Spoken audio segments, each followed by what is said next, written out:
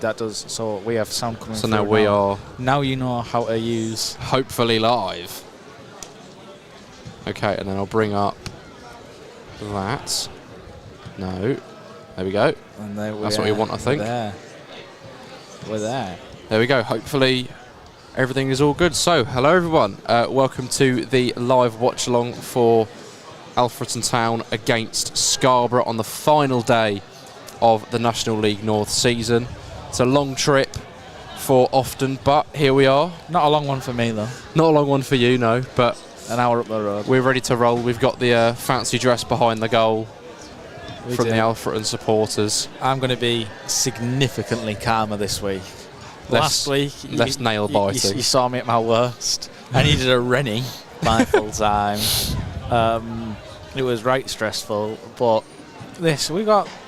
Obviously, our position can still change, but realistically, we've almost accepted fifth. So it's a bit of a calm one today. There's been a lot of changes to Billy Heath's side. As Vaughan does a little audio check. How we running along? It looks like we're running fine. But one thing we do want to talk about on the stream, really quickly before kick-off, as we're definitely working. We are definitely working. We are definitely working. Brilliant. Just double check. Just before we start the stream, we wanted to have a little bit of a chat about the FA Cup and the scrapping of replays. Now, you'll probably know the importance of replays in the FA Cup for lower league times more than me, because this is my first season in non-league. But just in one season, I've seen the magic of the FA Cup and the replays with Newell's goal against Worthing, and not only the moment we had with the fans, getting to go to Warsaw, the players getting to play in a football league pitch, but also us as media getting to experience going to that ground and getting to go on the pitch as our fans chanted, the Warsaw fans clapped us off, and that was a special moment for me. It might not be as special for you, but it was definitely a moment where I was like, this has only been possible because we got that replay away from home. And obviously next year, if that were to happen, we wouldn't get those experiences, and I'm sure you've had a lot more experiences with FA Cup replays than me, but that is just this one season alone for me. You can see how much this is going to take away already. Yeah, I think it's not something that you have to be particularly involved in to understand the importance of. I think anybody looking down to any sort of level of the pyramid beneath the Premier League, replays have done so much good for so many clubs in terms of the prize money, the revenue, the attendances, but also providing those clubs and the fans and everybody involved with the experience that you can't replicate in a normal season. And there's been occasions where replays have saved clubs. Look at Lincoln. Exactly, and some incredible runs. Hopefully you can still hear us over the tannoy, rudely interrupted. But no, I think some of the best moments the FA Cup has ever seen have come in replays. You look at Ronnie Radford's goal against Newcastle for Hereford. It's something. It's a decision that is disappointing, but seemed inevitable, because there's no real, nice way to sugarcoat it. It's those at the top that are going to benefit from it. And I don't blame the teams in the Premier League trying to give themselves a competitive advantage, because when you're a competitor and you're a professional, you want to give yourself the best chance. So I hold no begrudge to the Premier League times that have obviously gone, we'll happily play less games and rest our players. But if you don't want to replay, don't draw to Shrewsbury at home. That's a very good point. And I also think that's a massive part of it.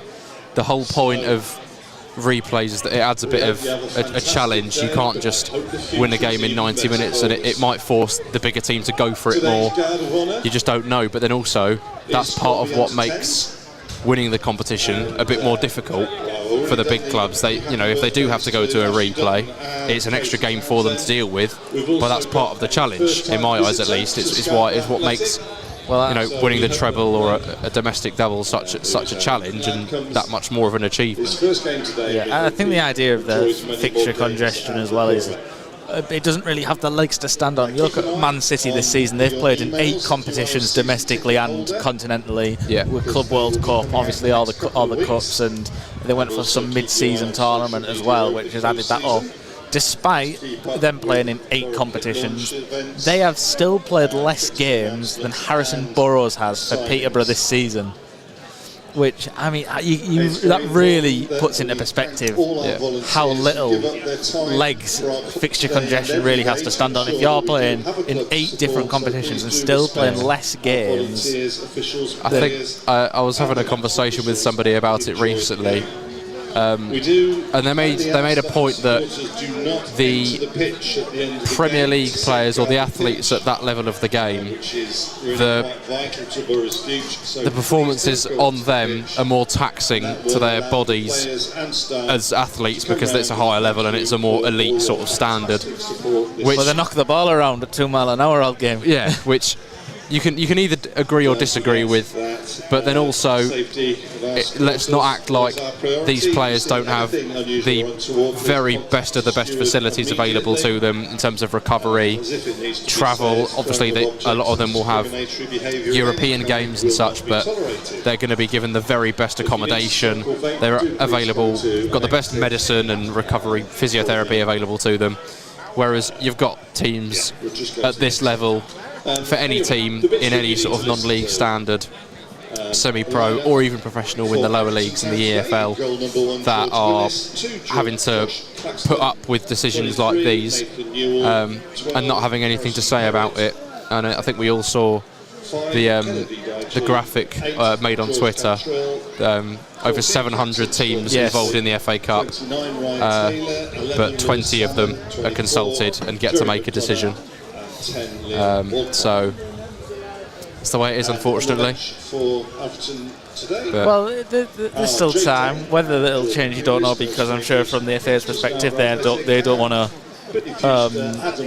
fold at the first sign of kickback. But if you do it the right way, you can force the hand. But that's a long way away, a lot to be done, but we thought it was really important to cover that before today's game, which is why we went live a little bit earlier, just to kind of have our say, yeah. And I think the most important thing is to keep the ball rolling with it, to keep people talking about it, keep putting things out there, and hopefully it can be swayed. Hopefully, yeah.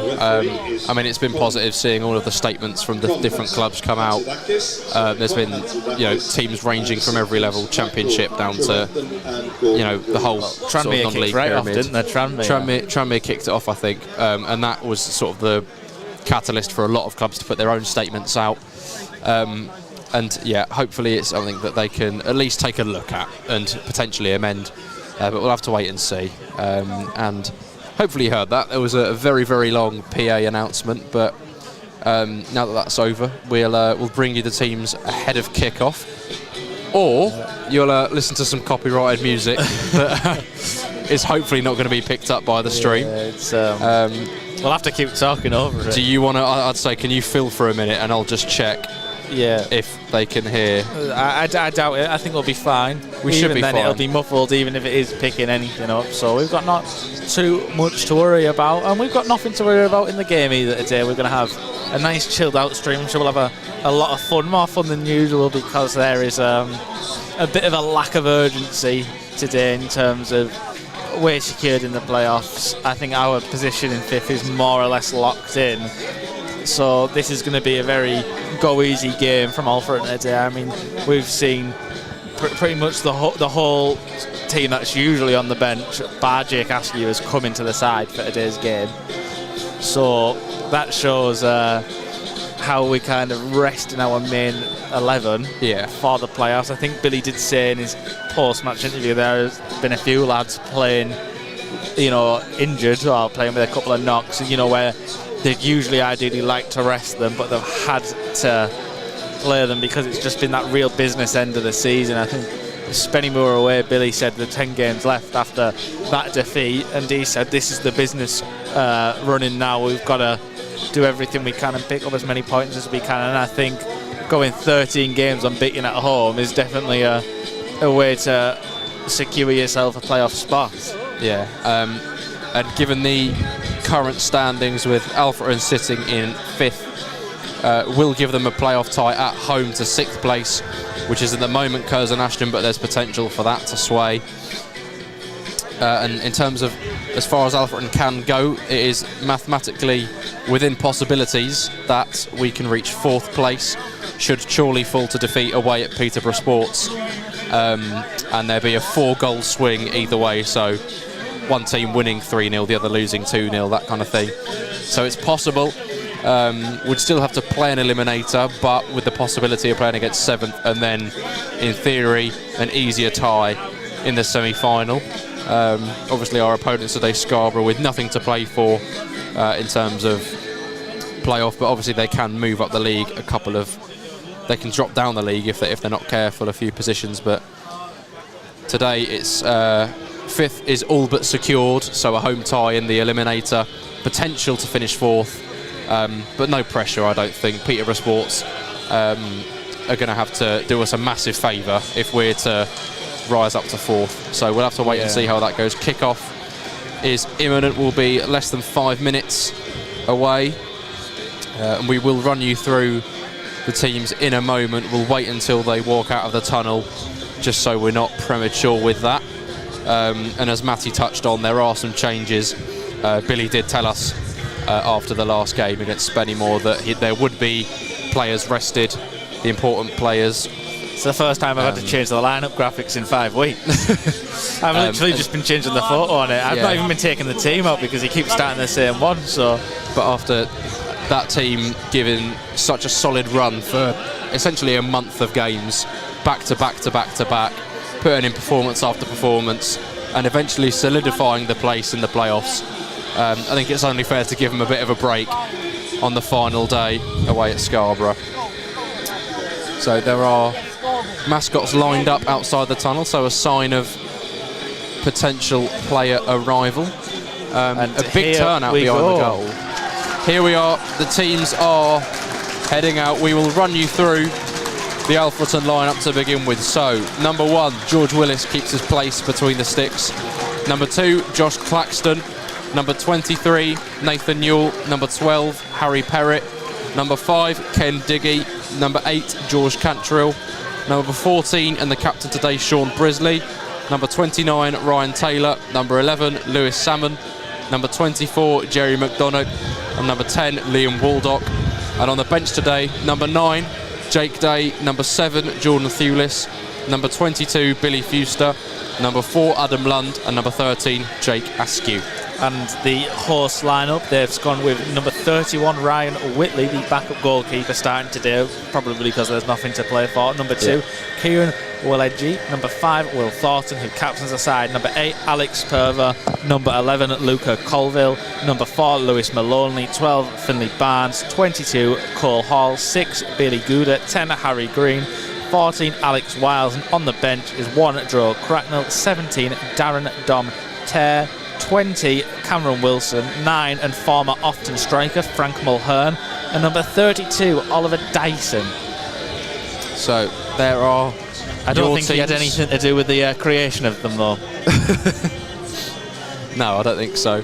Alfreton today in their away yellow strip with the grey shorts. Scarborough in their all red. We are going to have a kick-off side switch. I think it will either have been Sean Brisley winning the toss and electing to swap it around just to sort of unsettle the home side a little bit, so Alfreton will be shooting towards their own fans in the first half. A fantastic turnout, by the way, from the Ofton boys. It's a long trip from Derbyshire. There'll be a lot of them doing the weekend over in Scarborough, but it's a brilliant turnout behind the goal with kick-off moments away. Look at him with his pink bra on. Yeah, it's a great choice of attire. So we're going to have Lewis Salmon standing over the ball, ready to get us underway. Referee checks the goalkeepers, checks his watch, and off we the go. Get underway. Get the timer on, Alfreton, and have that with a direct and approach remember immediately. to start the timer, you prat. It'll never happen. Maybe one day we'll get the timer started on time. Scarborough already backed up into their own corner here, trying to get it away. George Cantrell knocks it down to Liam Waldock, who's in the box early on, gets a shot away, but it's blocked. Closed down swiftly. Yeah, great movement there from Liam Waldock. Great kind of just drop of the shoulder, quick touches. He looked sharp in the warm-up as well. But Scarborough counter-attack down the far-hand side. The ball comes across the area. Harry Perrott hooks it clear out for a throw-in on the far side. An eventful first 45 seconds. Very eventful opening. Normally we're used to the ball getting sent into one corner and then maybe nodded out for a throw at best, but we had chances at balls into either box very early on here. Scarborough still in possession, looking to make something happen for them in the early stage. And just before we forget completely, score predictions. Yes, we forgot last time, didn't we? I think. I will go with a 1-0 Alfreton win. It's my prediction for you today. See if I can keep my streak going. I'm going to go 3-1. Nice. Bit of entertainment. I hope so. It's freezing. Nathan Newell playing one down the line towards Liam Waldock, who keeps it under control. He's got Newell in support, but he goes inside to Harry Perrott in midfield today. Jerry McDonough, little 1-2 between him and Perrott is lovely. Ball into the box of the back stick. Lewis Salmon was arriving. Might have been offside though. No, I think it was a foul. He had two he's hands given a on foul the on the defender, but that was a lovely move on this left-hand side from Ofton. Little flick from Jerry McDonough to send Harry Perrott through on goal. And his cross wasn't a bad one at all, but obviously the referee blew up for a foul. Positive signs though, early on, positive signs. So it's going to be a free kick to Scarborough. Ryan Whitley sends it forward. Diggy trying to get underneath it. It's going to drop back for Claxton. Cantrell getting it further away.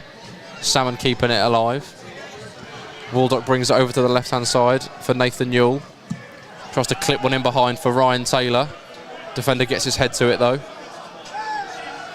Jerry McDonough does well to win that one back. But Scarborough do manage to nick it, but not for long. Alfreton do win a throw. Alex Perver managed to win it back, but then not do much with it. I think he tried to play it off of Liam Waldock for a throw of his own, but it's going to be Nathan Newell on this left-hand side. Yeah, we don't have no Adam Lund in the lineup today, obviously. Yeah, throw-in. Goes short to Ryan Taylor, who wants a free kick. Doesn't get one though, and concedes a throw to Scarborough. Yeah, that's going to be different. No Adam Lund, no get out of jail free card. No. Just launch the ball into the area. I think it's the first time in about 50 games he's not started. Even started against Heanor Town in the County Cup.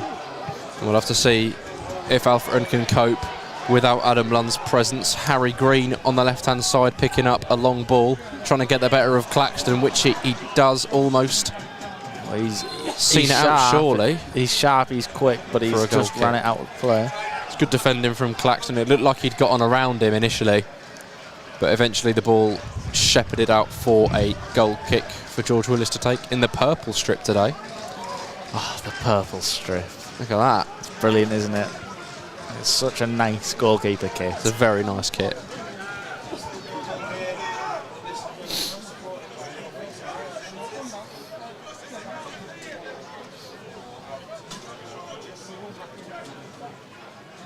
Goal kick comes forward towards Ryan Taylor. It's touched down though. Scarborough trying to bring it forward once again. Harry Green on the left. It's gonna. Oh, it's a nice flick inside. Goal kick. Yeah, Alex Goal Wiles kick. had nowhere to go with it once it come inside, and Perry just kicked the ball off him. And I think he wanted a corner, but referee saw what he saw and has given a goal kick.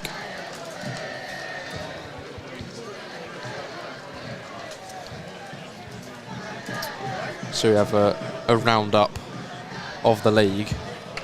Hang on, I'm just going to see if we've got any comments. So if there'll be, I'll have a check of the scores. Obviously, we will be bringing you the updates from around the grounds in the National League North today. Yeah, we're there.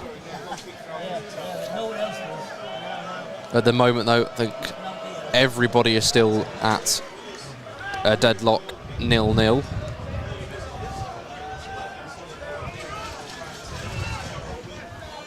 Yeah, we are. Yeah, still 0-0 bringing everywhere. you all the National League North fixtures. We're also bringing you the Derby fixture, as I believe they can get promoted today.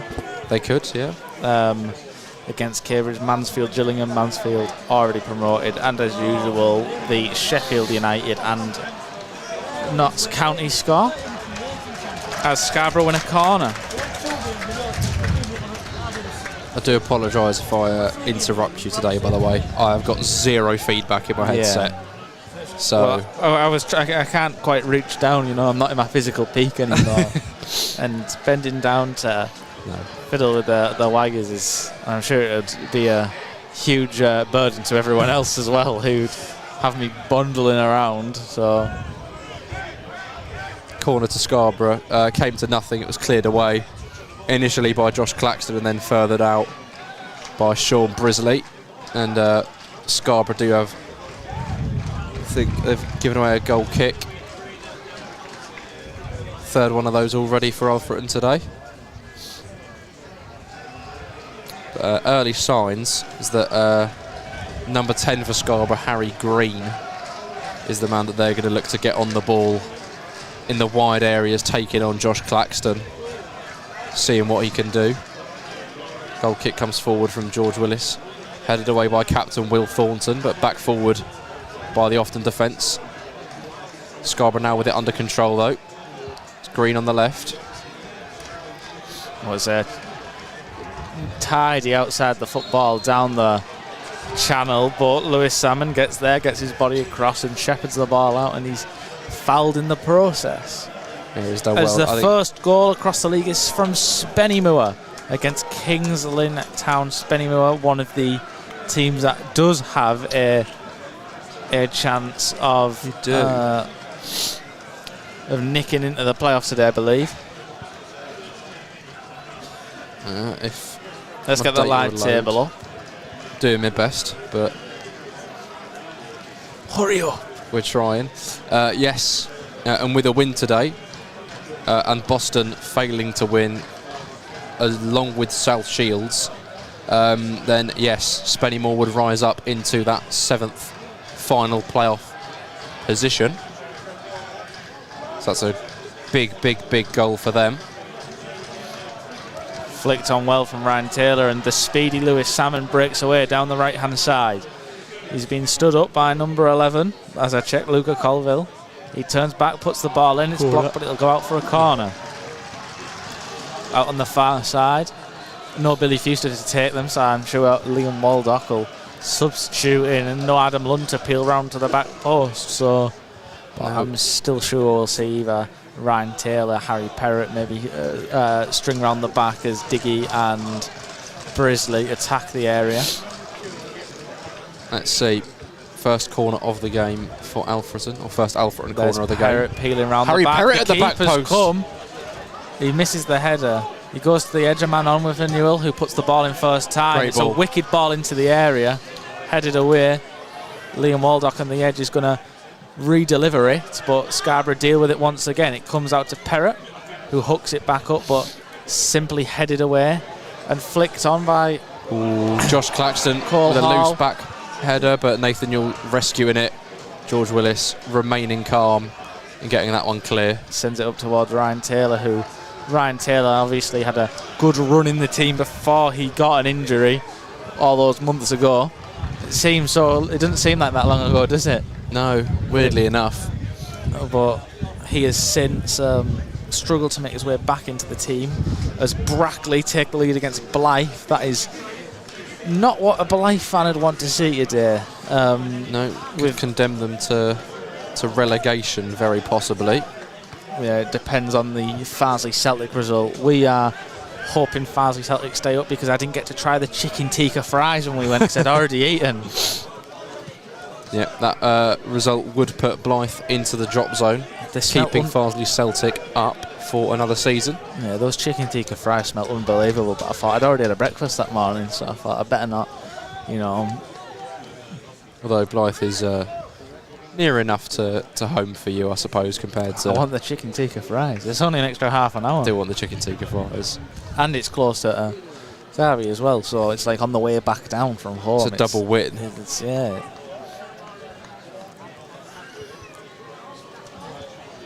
Not to mention Blythe, it's full of Geordies. Oh dear. And you don't like them? I don't really care, to be honest. I just like to, you know, bit of a bit. Don't mind it at all. We now finally have the full live table up. Took its time. But there we are. So yeah, Brackley can't go any higher than third, and I don't think they can drop down to fourth. Cheers from Scarborough fans on the far side as Clacky's taking the ball a couple of yards further forward than where it originally went out, and he continues to come forward as he throws it. Although the referee, who has actually refereed some European games, yes, has... Oh, Scarborough are in. I'm going to have to interrupt you. They've got the ball on the left-hand side, but unable to be controlled by the number 14. We've got referee Alex Wiles. Con Hatzidakis, who also refereed Ludogorets in the whatever European competition they were in. Farsley Celtic have taken the lead against Buxton. Oh, wow. The chicken tikka fries live on. Corner is palmed away by George Willis, only out to the right-hand side, though. Referee's waiting to make the decision. I think he's going to give Scarborough the throw.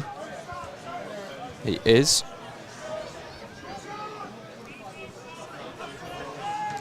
In it comes, but George Cantrell does well to nick in front, and he wins the throw in. The throw, yeah. Good bit of defending from the midfielder. Who? How's your long throw, Nathan Newell? George Cantrell would have been one of the players that you thought could maybe get a rest today, but obviously there's only so many players that you can bring out, and he never seems to run out of energy, so perhaps that's why. Oh, he's broke away with it. Given the free kick to Alfreton whilst they were on the break. Jerry McDonough had just laid it off into the path of Liam Waldock, but no advantage played. It's very, very cold today. Very cold. It's very chilly. Very chilly.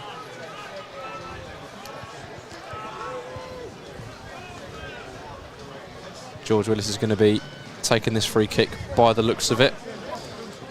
Can't believe how cold it is. Probably because Scarborough's closer to space than it is to sea level. It's very true. We've got Diggy, Brisley Taylor and Jerry McDonough all up for the set piece. Sent in towards the goalkeeper, though. It's a great claim by Ryan Whitley. Blythe trail by 2. Brackley 2 up. Do Brackley have anything to play for? They're confirmed in third. Are they trying to keep third from Charlie, or can they catch Scunthorpe? I don't pay attention that high up in the playoffs. As Ryan Taylor strikes from the edge of the area, blocked. Good little bit of build-up there, though. Lewis Salmon managed to lay it back off to Ryan Taylor, who did get the shot away eventually, but he was closed down. George Willis sending this one long once again towards Ryan Taylor. Gets something on it, but it's cleared away by Alex Pervert. Jerry McDonough back to Nathan Newell, who's got time to pick out a cross towards Taylor. Flicked on. Lewis Salmon isn't going to get on the end of that one, but it does take a nick off of a Scarborough defender, so it will be an Alfreton throw. Josh Claxton going to be playing the Adam Lund role from these throws on the right-hand side today. And we've seen, we said before, he has got a decent distance on his throws. So are we going to see it in use here? We are. and it comes into the box, headed up by Scarborough, not necessarily away though. Back forward by Waldock. Jerry McDonough getting something on it. Sean Brisley, he's offside. Sean Brisley, it fell to him in an awkward position. It's kind of bounced off of his shoulder, but he was offside anyway. Got free kick taken quickly by Scarborough, sent forward, headed out by Harry Perrott for Scarborough throw in their own half.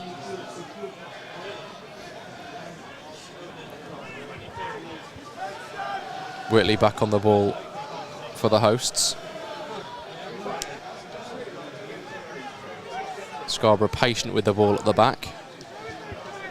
Into midfield. Liam Waldock made the interception but couldn't quite keep possession, and free kick conceded. Finley Barnes wins a free kick, just knocking the ball on as Perrott's challenge came in. Took him to the ground. Lewis Maloney standing over the free kick, ex-Middlesbrough. Little fact for you there. Brackley in the youth system there. Brackley 2 to the good. Farsley still only winning by the 1 goal, as are Spennymoor. No changes around the league. We did have the confirmed relegations from the National League today. It was a question of whether Boreham Wood, Ebbsfleet, York, Fylde, Woking, Wealdstone, all of those teams in the mix. So a potential team dropping into the National League North in York. But with that confirmation of Boreham Wood being the 4th team to be relegated, it is looking like the 2 teams joining the National League North next season will be Kidderminster Harriers and Oxford City, who obviously were promoted last season from the National League South, but have played in the Conference North previously. It's unfortunate for them, obviously, being on the sort of border. It's an awkward one. As we saw with Bishop Stortford this season, it does make for those kind of crazy teams that you would never associate with the North, but in the regionalised conferences, that's how it pans out. So that's what it's going to be looking like. So 2 potential trips to bear in mind for next season, but not, of course, if Alfreton find their way to promotion. I didn't fancy Boreham Wood away anyway, so good Harry Perrott gone down with a good run trying to get the cross into the box. It's away by... Clacky will have a chance to launch his long throw. He's been trying to done these all season, Clacky. Whenever he gets the chance, he'll take the long throw himself because he knows he's got it. It's Josh Claxton's time to shine on the throws. Lewis Salmon dummies a disappointed short run, but Claxton sends it into the box. Flicked on. It's a crowd of bodies. The ball's at the feet of Ken Diggy, but he couldn't get a shot away. It eventually cleared by Luca Colville for Scarborough. Alfreton, though, going to look to recycle the ball. Harry Perrott sending it back into the area. Headed on by Sean Brisley. The net is open and it's Sean Brisley. It's Sean Brisley, the captain, with the goal. 1-0 to Alfreton Town. Goalkeeper thought he could get there as he's come out for it, but it's headed over the goalkeeper, Sean Brisley. It looked like there might be another touch coming in from Jerry McDonough. All Lewis Salmon, both following in. But the ball did get over the line, and just like that, it's 1-0 to Alfreton. Yeah, great delivery in the area from Harry Perrott, because it was one of them ones that was floated in, teased the goalkeeper, made him believe he could come and get it. He came off his line, Taylor, with a defender on his back, kind of backed the defender up into the goalkeeper so he couldn't reach over. And there it went, off Brisley's head over the goalkeeper, Jerry McDonough and Salmon bearing down, but the ball bounced up and out of reach of all 4 players in their 6-yard box trying to deal with it. And it ended up in the back of the net as Sean Brisley. I believe that's his 2nd goal of the season. I want to say you're correct. I think he scored on the opening day. Scored on the opening day. Now he's got one on the final day. Yep. As South Shields take the lead against Southport to the dismay of many Spennymoor fans. But yeah, an opening day goal and a closing day goal for Sean Brisley.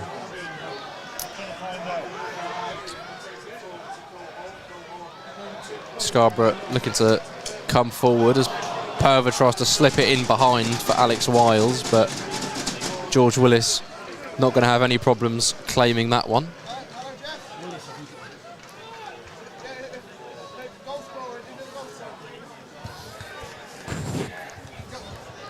we're all ready for these back-to-back promotions.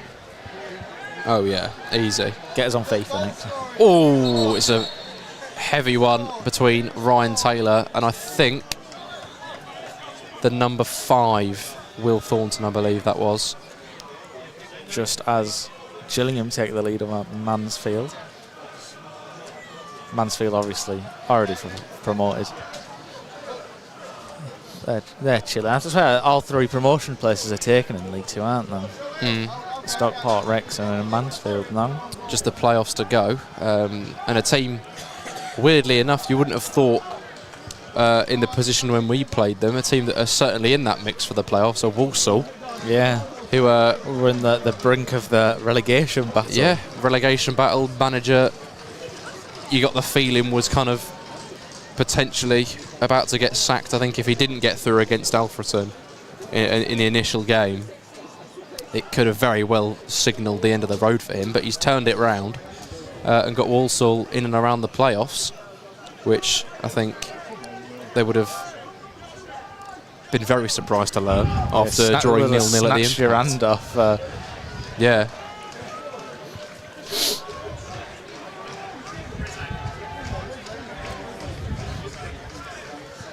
I'm going to cash in my shameless Braintree mention as we've taken the lead at home to Eastbourne Borough through Freddie Sears. Yes, that is the Freddie Sears in the year 2024, still scoring goals. What a legend. Brisley can only get the ball to Finley Barnes on the edge of the area with his clearance.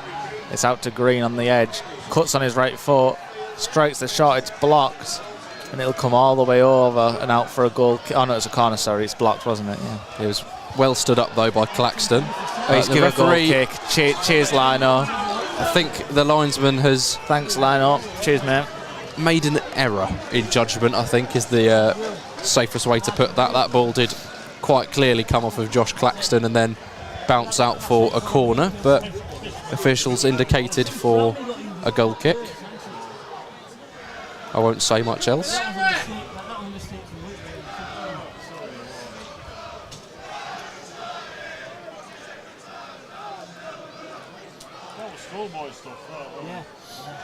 Let's have a look, shall we?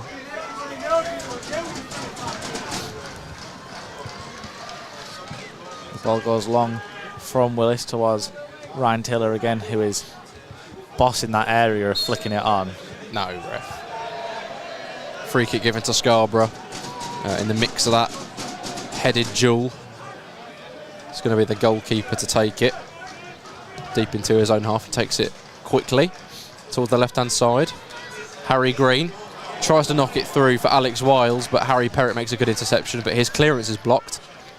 Brisley cleaning up to get it away. Josh Claxton knocks it down the line towards Lewis Salmon, who furthers it on towards Ryan Taylor, who I think has accidentally handballed it, and the linesman flagged for it, but the referee didn't give it, perhaps to the benefit of Scarborough, but no, it's rolled all the way through back to George Willis.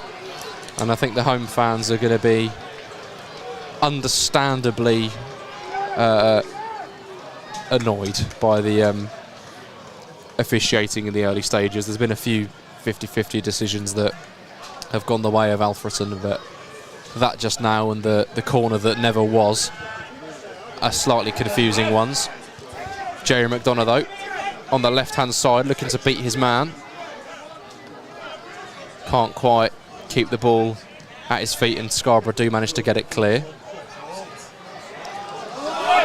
Controlled well by Cole Hall, who draws a free kick from Sean Brisley.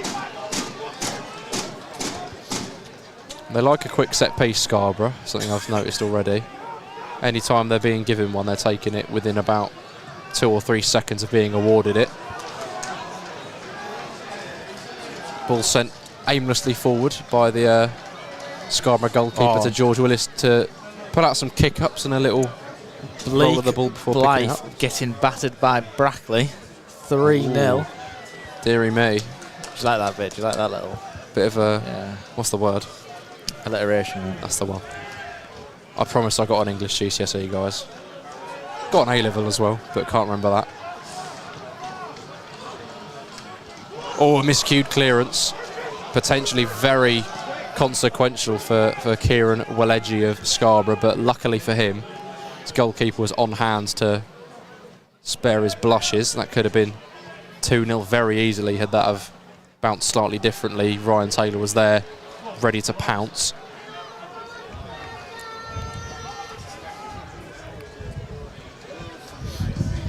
Going to have another look at the live table.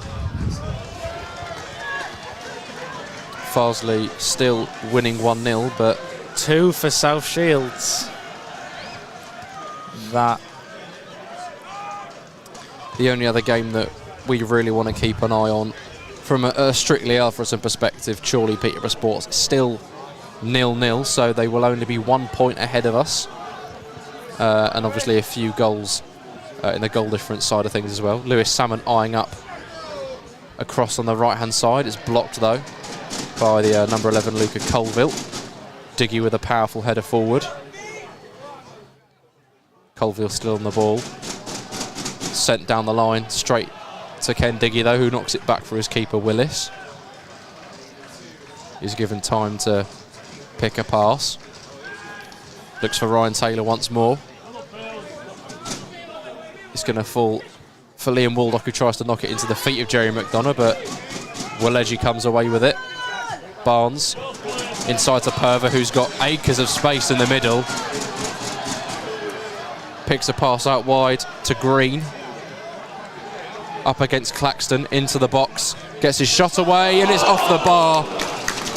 Let off for Alfreton. And a first real chance of the game for Scarborough as Harry Green cuts in onto his right foot, and fires his shot in. Comes off the crossbar and out for a goal kick, but whoa. Number 8 in the middle, Alex Purver, had far too much time and space to carry that ball forward and pick a pass out wide. But Alfreton do get away with it and still lead by a goal to 0.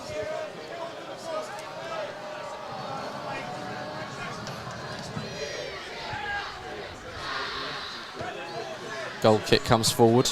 Nathan Newell looking to find Lewis Salmon on the right, but it's cleared away. We're going to have a bit of pinball, I think. Oh, Lewis Salmon tries to knock it through to Jerry McDonough. Will he get there? He will get his body in the way. He will, and cleverly send it out for a throw-in rather than let it run out for a That's all he could do. That's a box. All he Scarborough in. Waleji now is going to have the task of throwing it down the line rather than having his goalkeeper just clear it away, but fires it straight at George Cantrell. Falling over his Secondly, straight into Liam Waldock. Ryan Taylor almost getting onto the end of that loose ball. An excellent touch from Gouda there to kind of kill the any sort of move from Alfred, and it looked like Taylor was in behind and onside because of how deep Scarborough were, because of where the throw-in had to be taken. And Lewis Salmon trying to knock it round the corner for Josh Claxton on the overlap, but it's going to be the roles reversed. Lewis Salmon now tries to get it into the area, but the ball's just about got the better of him and it rolls out for a goal kick. Good ball from Claxton though. Yeah, it was clever play. He knew what he wanted to do, Lewis Salmon. You could see him kind of signal that I'll give you the ball and run to Clacky, and it didn't quite come off the first time, but it did come off the second time, and he nearly got on the end of his little take on flick round the defender. Goal kick set forward by Scarborough, headed by Brisley, but only as far as Cole Hall, who tries a speculative effort from outside the box. But George Willis is going to have all the time in the world to pick that one up. Throws it quickly though to Nathan Newell. Gets it far away. Going to roll out for a throw for Scarborough.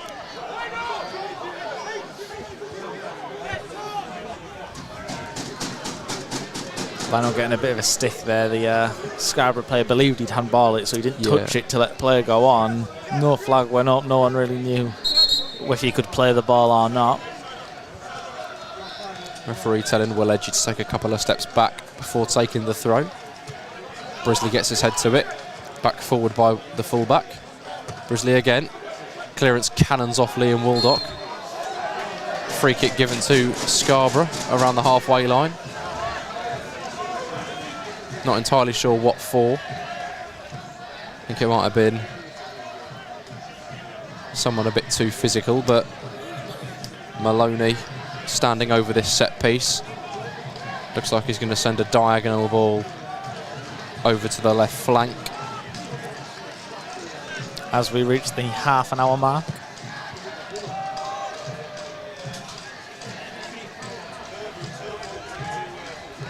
Pervert manages to get the ball out wide to Green, who whips it in.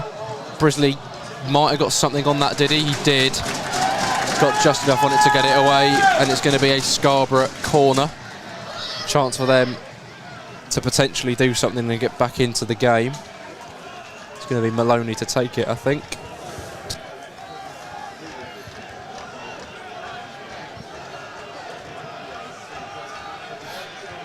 Oh, the header came, turned towards goal from Scarborough, but never any danger for George Willis in the net. No. Will Thornton did get to it, but no problem for George Willis. Who actually, weirdly enough, hasn't had a save to make yet, but there have been scares at the back for Alfreton. Obviously, those two set pieces. That great run from Harry Green as he nearly found the top corner, but his shot came off the bar. All he's really had to do is send goal kicks forward and pick up the odd loose ball, but here is one of those goal kicks up towards Ryan Taylor. Cantrill tries to clip it in behind for Jerry McDonough. Lewis Salmon is on hand as well. Well, it's good defending by Waleji to win a goal kick for his side.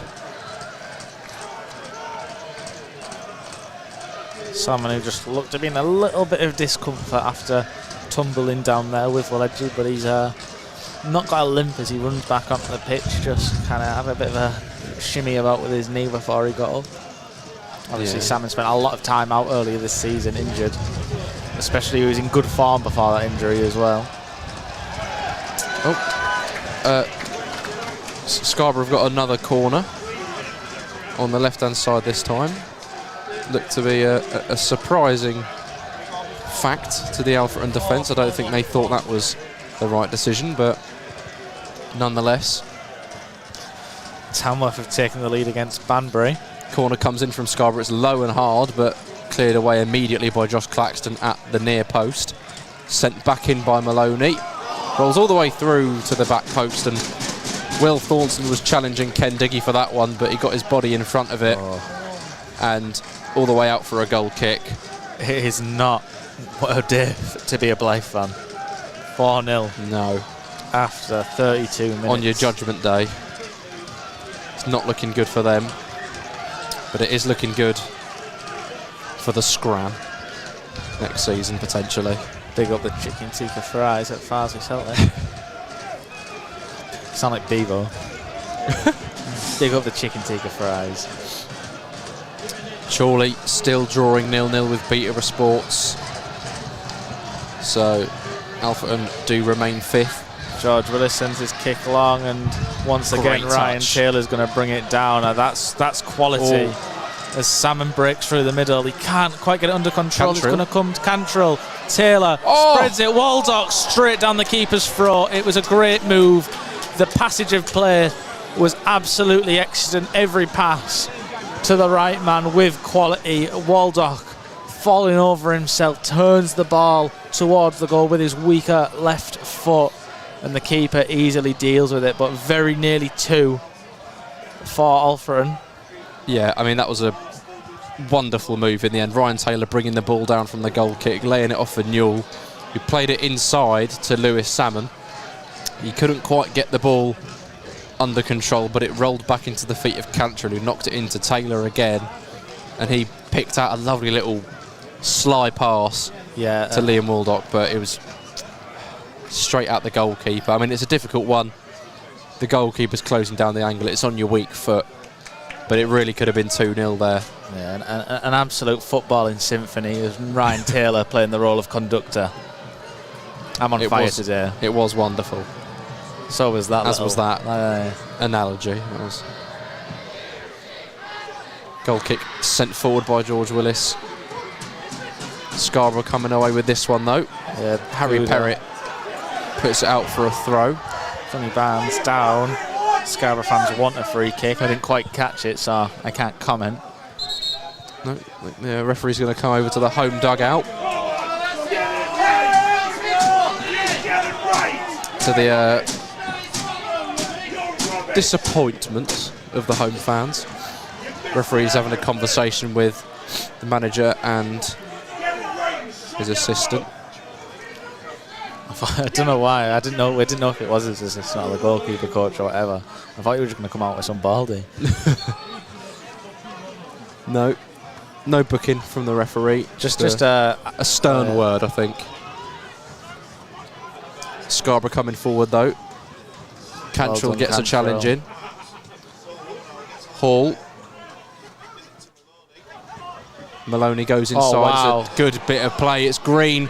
Tries to get it across to Waleji, who'd made the inverted run, but out for a corner.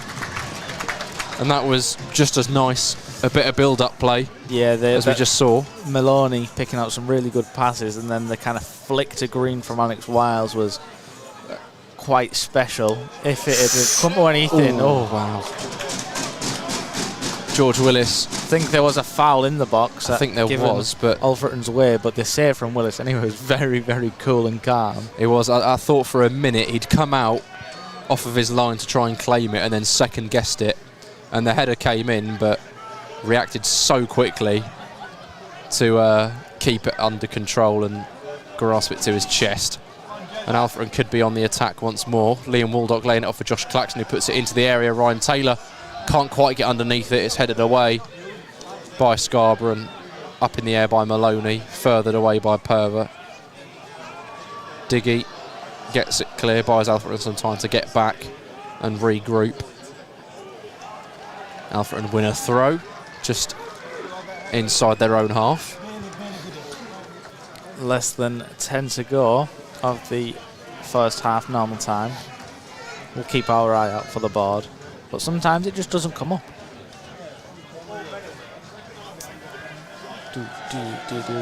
Burnley beating Sheffield United.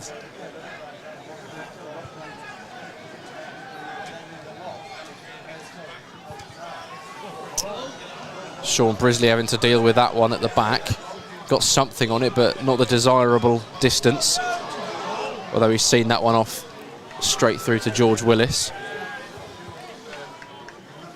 Sean Brisley, the captain, the goal scorer, had a little bit of a moment where it was an awkward sort of loose ball that came back to him, and he got underneath it with the clearance, but couldn't quite get it as far as he'd have liked. But thankfully, no problem in the end for the Alfreton back line. And a throw on this near side, close to our press stand. Nathan Newell to take the throw. I think he's going to look for the head of Ryan Taylor. It's going to bounce twice, 3 times before Jerry McDonough takes it down and wins another throw on the left-hand side. I think Newell's going to swap over with Clacky for this. Josh Claxton is coming over to take the throw on the left. It's very close to the corner flag, so I think he's going to try and fire this one into the box. Obviously somebody will have to cover. Yeah, we've got Perrett staying back along with Newell on the halfway line. But Claxton takes the throw in towards McDonough. It bounces. Ryan Taylor gets something on it. So does Diggy, but cleared away eventually by Scarborough. Cantrell keeps it alive. Fully away now by Scarborough, but Nathan Newell thwarting the counter-attack. Perrett sends it long. Looking for Waldock. Headed away. Perrett intercepting it and sending it out wide to Jerry McDonough. Gets past his man, tries to lay it off to Liam Waldock, but an interception from Maloney prevents it. Waleji comes out wide to Barnes. Good bit of play from Scarborough as they try and play their way out of trouble. Barnes again. Good challenge by Perrett to win Alfreton a throw. Billy Heath with a cute moment with the number 12, Finlay Barnes for Scarborough. Little tap on the head, a bit condescending, but I'm sure it was all in good spirit. Scarborough try to Burnley find double the lead against Sheffield United. double the lead. Oh, Derby take the lead against Cambridge. Could be the Rams heading back to the Championship at long last.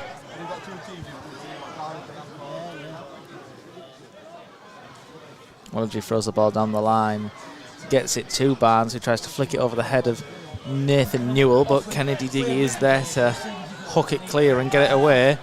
As Charlie take the lead against Peterborough Sports and Not what we want to hear. kill our non-existing dreams. Yeah, very, very outside chance of 4th place, but looks like that's going to be out the window for now. Is what it is. Yeah, I think 5th place. We came into today expecting to just maintain the 5th place because nobody can catch us. 4th would have been absolutely a bonus, but at the end of the day, we're still playing the playoff eliminator at home, which is what matters. Perver for Scarborough now lays it off to Cole Hall. Goes inside to Barnes, back to Perver. Sends it across to the other side for Maloney, who eyes up a shot from distance. Had George Willis diving, but wide of the post and out for a goal kick.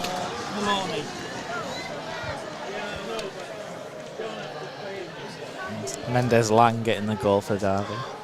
It's been in great form this season, Couldn't do it for Borough though. the Guatemalan, I believe.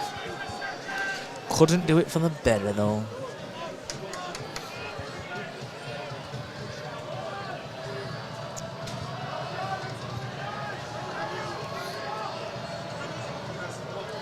George Willis standing over the goal kick.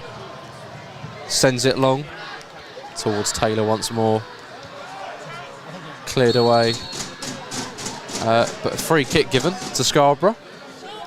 Not entirely sure why. Been some intriguing decisions from the referee in this first half for both sides. But Maloney sends the set piece over to the left-hand side. It's a great touch from Colville, but out for a Scarborough throw. Taken quickly by Perver. Maloney goes back to Perver. Maloney again. Switches it out, but Jerry McDonough is back to defend. No chances, well clear. no nonsense. Brilliant. No, wasn't taking any possible chances with that one. Lewis Salmon has now. time to drive. Takes it inside. Tries to lay it off for Josh Claxton. Cantrell clips it in behind, looking for Salmon, headed away. Waldock. Claxton again. Yeah, he's done well. Into Salmon's feet. Thinks he might have won a free kick, but it's going to be just a throw in for Scarborough in their own defensive third. Just have a little stretchy. Good luck. Where was Salmon? Very cosy in here today. Very cosy, yeah. Headed forward by Lewis Salmon directly from the throw. Perrott now. Maloney heads this one away. Perrott again. Jerry McDonough gets it under control at his feet. Given time on the ball to pick a pass, but he doesn't quite manage it. Barnes with the interception.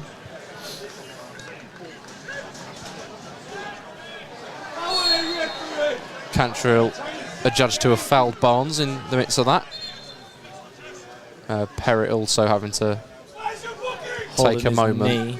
Yeah. That's taped up. We have been promised by Elliot today that he is going to fly onto the pitch if he's called into action. So we may be seeing that later on. Claxton getting this one clear. Into Ryan Taylor's feet. Little 1-2 between them. I tell you what, I didn't think I'd be saying this today. Go on. Gloucester have taken the lead against Scunthorpe. Wow. Ken Diggy heads the ball back to George Willis, who has to run to the corner of his box to claim it. There were a few shouts behind the goal that George Willis had run it out of play for a corner, but referee and linesman disagree. George Willis still has the ball in his hands. Sends it long to this left-hand side. Headed away by Thornton. Brisley gets that one up in the air towards Jerry McDonough. Nathan Newell gets something underneath that one. Will edgy back forward. It's going to run through back to George Willis. Takes it into his box to pick up. Looks like they're just going to try and... We should see the board go up in a moment. Yeah, I'm hoping to see some added time. Because I thought I might have missed it, but... No, it'd come through the time as well. That's very true. Liam Waldock trying to knock it back forward for Jerry McDonough, but he doesn't quite come for him. And the tunnel's come out. Sonny Barnes has nearly ended up in the tunnel. He's tried a cheeky flick. Not quite worked out.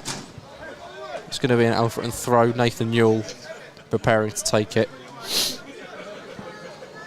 got Taylor and McDonough down the line. It's going to go inside for Liam Waldock. Tries to lay it off for Lewis Salmon. Foul given against Lewis Salmon, I think, and he is going to get a yellow card. First pointing at him of the afternoon, yeah. I think you had the classic player trying to get out of sight of the referee as quickly as he could, thinking that he might just not bother to book him then, but Lewis Salmon doesn't escape the yellow card for clipping the heels of Will Thornton for the hosts. Free kick sent forward, but away by Claxton. Out for a Scarborough throw. Half time as Brackley are far up against Blythe. 4-0 still. 4-0 at half time. Goodness me. Another throw for Scarborough in a similar position.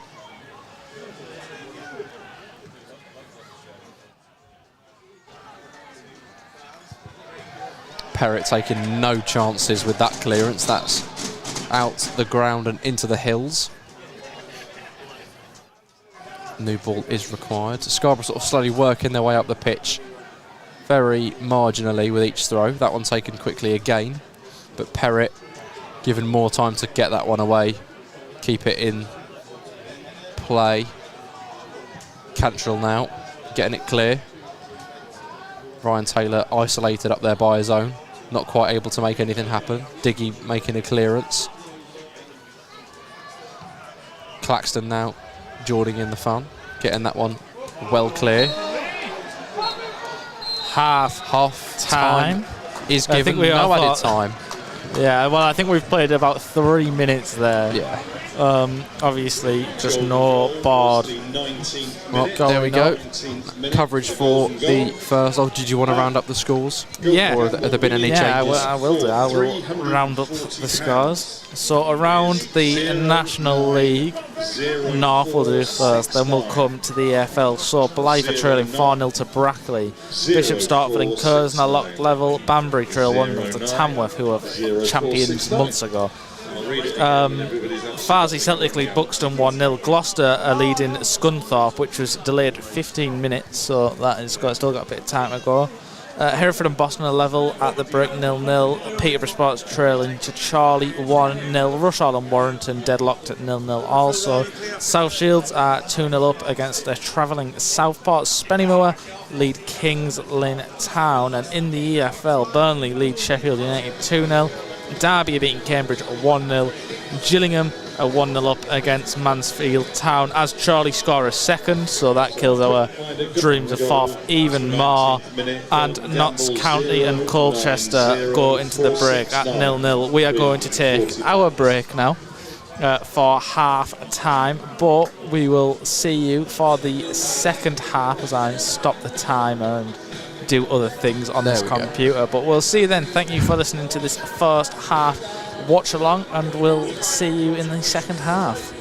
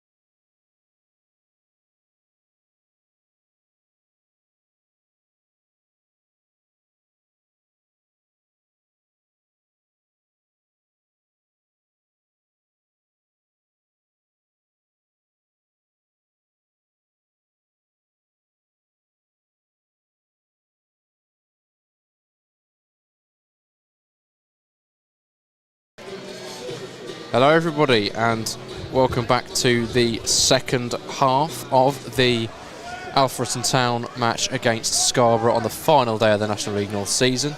We fixed the scoreboard.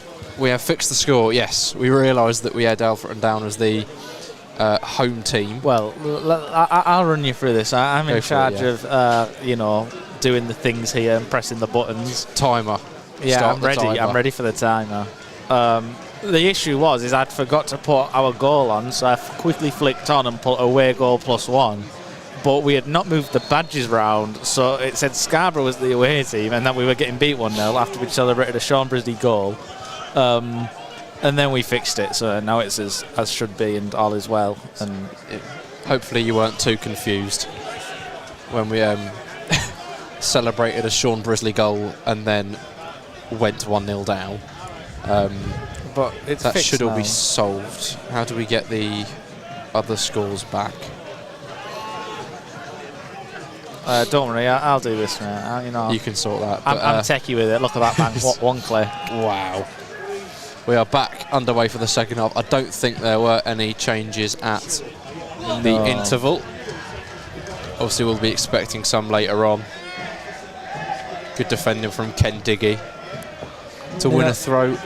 What I've noticed with Ken Diggy over the season is the further north you go, the more they pronounce his name wrong on the tannoy. That's a good point. What did we have here today? Digi, I think. Digi, yeah. Something like that. We had Daiji in Blythe, as they say. They went, welcome to the tune, Kennedy Daiji at the back, and that was a... Excuse me. That is not his name. No, unfortunately not, but the wind has gotten underneath that goal kick big time. Lewis Salmon got something on it though. It's going to run all the way through back to Sean Brisley, who sends it forward. Really need Lewis Salmon to score a header. Yeah. Just for the, I'm on fire today. I'm rolling with the punches. I'm coming out with some You're going to need the great bits. It doesn't even need to score the header, to be fair. You can knock it back from a set piece or something, but as long as he leaps, as long like as he jumps. then it's all right. Lewis Salmon using his head, we will be there. We will be there. Alfreton given a free kick just on the halfway line. George Willis has come into the opposition half to take it. He's got a nosebleed. Forward it goes.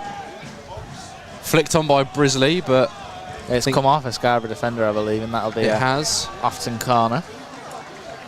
Chance to come on, Lewis. Potentially double the advantage. Lewis Salmon, he is in the box. We're playing for good lines on the commentary today. Yeah, I mean, there's no league position to play for anymore, so we may as well.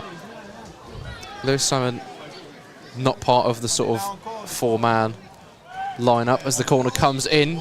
Knocked down by Ken Diggy, but Scarborough do collect it and look to get away. It's Hall.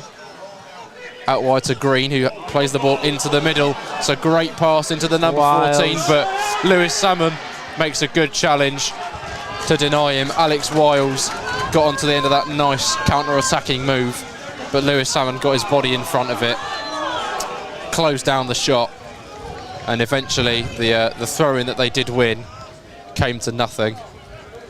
So it's going to be an Alfreton throw on this near side. Farsley got 2-0 up against Buxton. Chicken tikka fries next season. No, we're not going to have any because we're going up. Remember? Yeah, well, that's the consolation, isn't it? If we don't go up, if we don't go up for the playoffs, we get chicken tikka fries at Farsley Celtic next season. Keep them on the menu, please. If we go up, don't worry. Don't worry about the football. Worry about the chicken tikka fries at Farsley Celtic. George Cantrell, little Cruyff turn to get ahead of his man. Takes it into the area. He's moving like a prime Paul Pogba. Still has the ball. Lays it off for Nathan Yule, who hits the first time ball into the box towards Lewis Salmon at the back post. God, it was there. It was on his tongue. On the tip of his tongue. Josh Claxton on his left foot for outside the box. On the volley, just over the bar. That would have been some goal. I think he's smiling. I think even he knows that would have been a rare goal. A third this season that would have been, I believe, for Josh Claxton. Yeah, prolific goal scoring right back. What a player. Not an awful effort, though. He loves a blinder. That's what he does. does. I think he might have cashed in his 1 per season, though. But you never know. Stranger things have happened. Actually, I don't know if they have.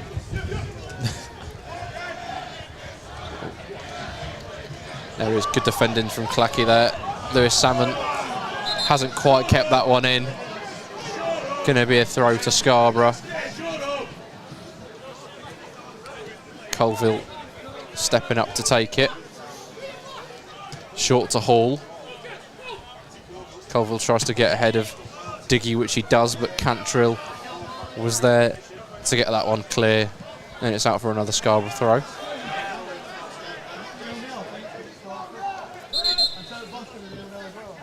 Referee tells Luca Colville to take a few steps back before taking the throw.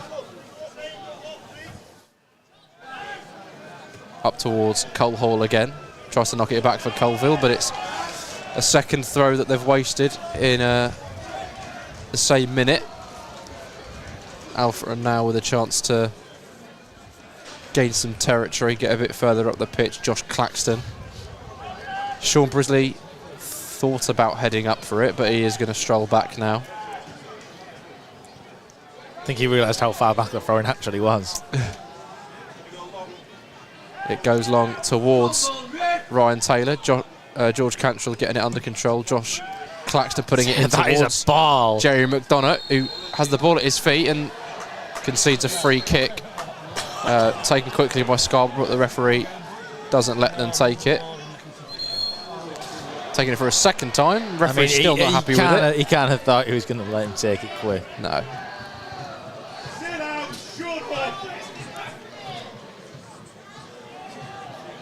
So on the third attempt, Scarborough will have their free kick on the edge of their own box, following a foul from Jerry McDonough. Sent forward by Ryan Whitley, away by Josh Claxton. Colville sees it out for a throw. Taken quickly towards Hall once again. Sheffield United get a goal back, as well as Charlie taking a great feat from Green, but a brilliant challenge from Harry Perrett. One of those slide tackles that he loves so much. Where is Charlie? Colville on the ball once again for Scarborough. Tries to play it into Hall, but it's bodied off of it by Ken Diggy and cleared away.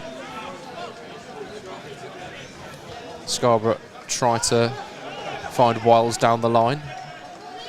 It's at the feet of Green. Checks back on himself.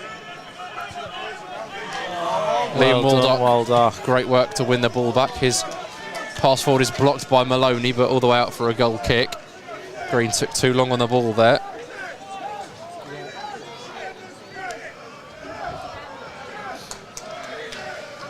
Another goal kick for George Willis.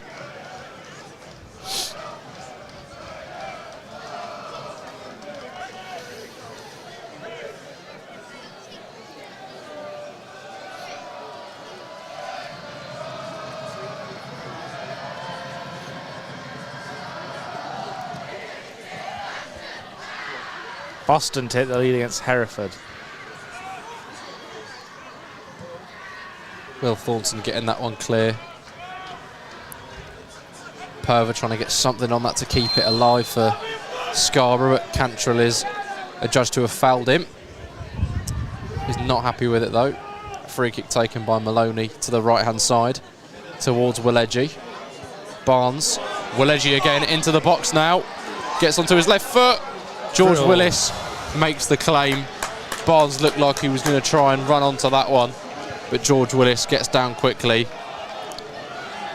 and claims the ball.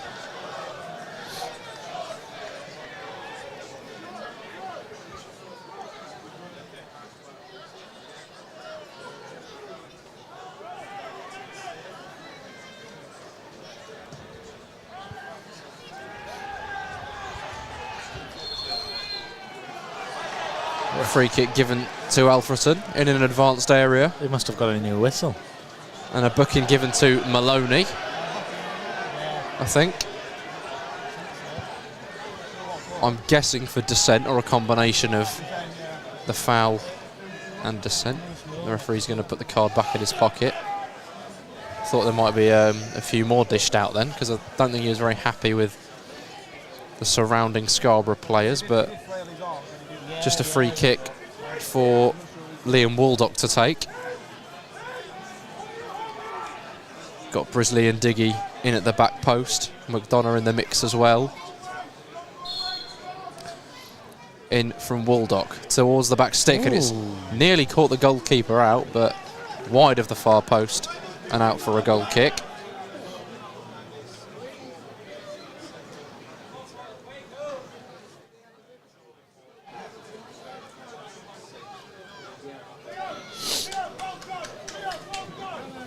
Boston, I think, with that goal was 6. Let me have a check. Are you getting beat? We are. We are. Hence why I've not commented on it. Let's talk about the Braintree kick. No, guys. can we not do that, please? Chorley now 3-0 up against Peterborough Sports. So that most Boston definitely do go ends 6th, though. any hopes of 5th place. But yeah, Boston do move up to 6th. Curzon remaining in 7th, seeing Spennymoor move down to 9th. With South Shields remaining 8th. Scarborough trying to make something happen through Cole Hall, but Perrott gets it clear. Headed back by Gouda to his goalkeeper. Very impressive movement of his body to power very that flexible. header.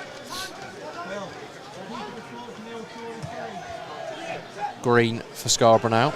Back to Purver. Tries to find Colville down the line, but Lewis Salmon intercepts. Purver into Green. Claxton with the challenge. Now Salmon. Had Green coming very quickly behind him, and he wins the ball back off of him. Maloney goes home to his goalkeeper. Whitley sends it long towards Barnes. Won by Newell though. McDonough now lays it back to Perrott. Goes back to George Willis, who thumps it clear. Got some spin on it. Headed forward by the back line. Diggy now. Fires it into Ryan Taylor. Gets it down. He's got runners either side of him. Salmon wanted it over the top. Claxton just kind of chips it into the attacking zone, not really occupied by any Alfreton men. And Will Edgy Burnley 3-1 knocks up it now. back to his keeper.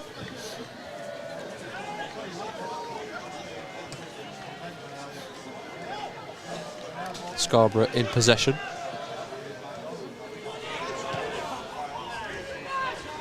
Green into Maloney, who's got space in the middle.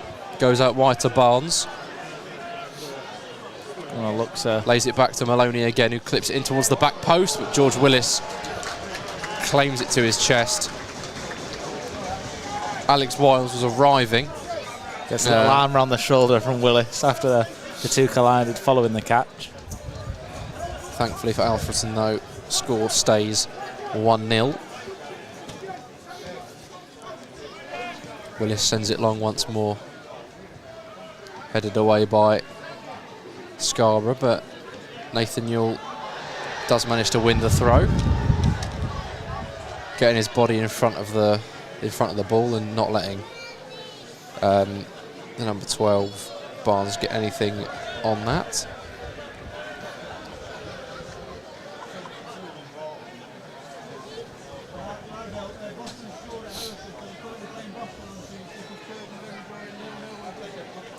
Cantrell. Good throw forward towards Taylor. Still has the ball. McDonough. Now Waldock. He's got Claxton on the right-hand side of him, but he's dispossessed, and Scarborough could be on for a counter here. Here's Alex Wiles.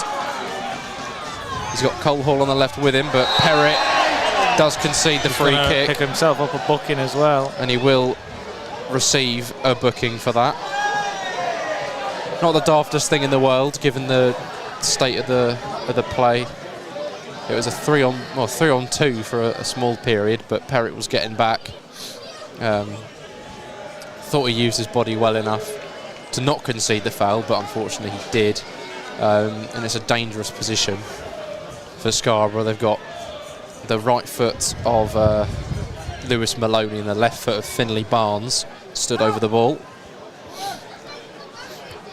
Barnes walks away from it though. It will be Maloney to take. George Willis sets up his two-man wall of Liam Warlock and Josh Claxton. I think the eyes are on the back post here. Maloney could try and get it up and over. You do very well to the near side, but I don't think he will. He does. George Willis, though, easy save for the man in purple.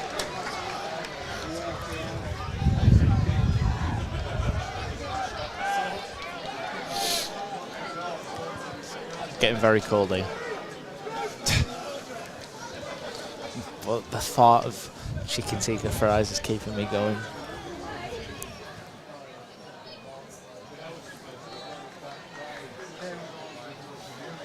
Alex Wiles sent long again by Scarborough. Diggy though with a big header forward. Maloney intercepting though. Thornton. Green comes back to help him out and turns Josh Claxton. Diggy with a strong challenge though. Purver tries to find it back, a ball back through to Cole Hall, but Green unintentionally got in the way of it. Nathan Newell not letting Finlay Barnes get the better of him on this occasion. Tries to clip it into Taylor.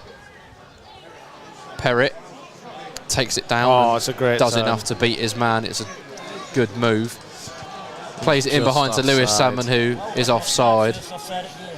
He did make a good run, but I think it was a kind of mix of making the run a bit early and the pass being played late. We are going to see the first change of the day with number 22 Cole Hall coming off being for withdrawn. the ex-Alfreton man, Frank Mulhern. Substitution for Borough. Off 22 Cole Hall and on number 9 Frank Mulhern. Looks like he's played for Alfreton. I know exactly what you mean. Also, number 14 Alex Wiles. Number 20 Cameron Wilson. With Alex Wiles Cameron Wilson coming on in his on. place on the left-hand side. Double change for the hosts.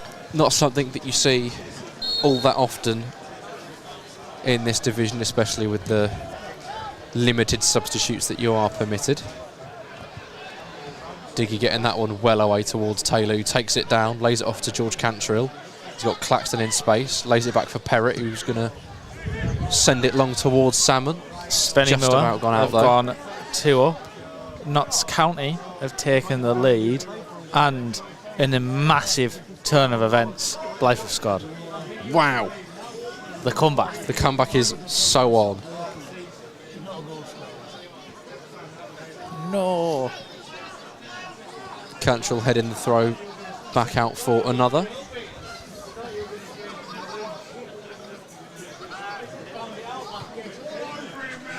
Throw headed away by Diggy, but Scarborough do have possession. Looking down the line towards substitute Cameron Wilson, but Diggy dealing with it.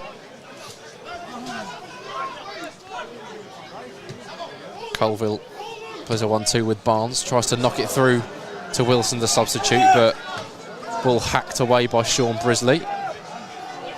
Out for another throw.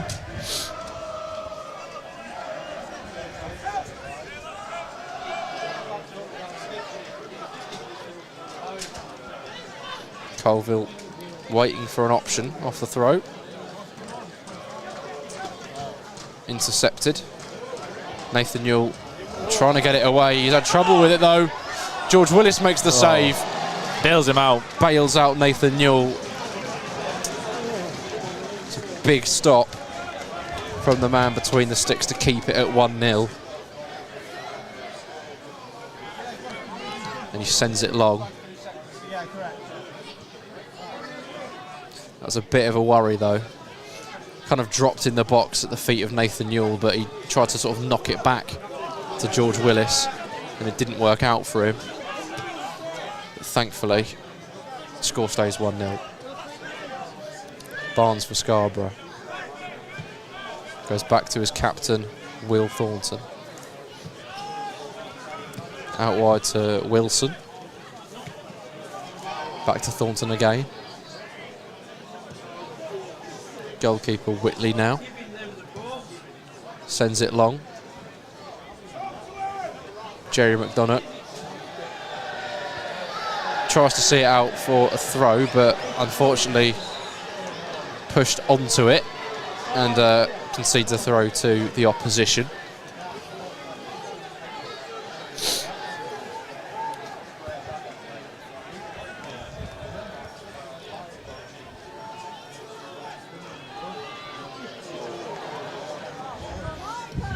Waldock tries to find Lewis Salmon. It's an absolutely fantastic ball. Lewis Salmon on the right-hand side now. He's got Claxton coming in support. Tries to clip it into the box, though. And an easy one for Thornton to deal with and get clear. Frank Mulhern knocks it back to Colville. He's got the run being made by Wilson, but he can't get there. The referee given a free kick. Josh Claxton receives a booking.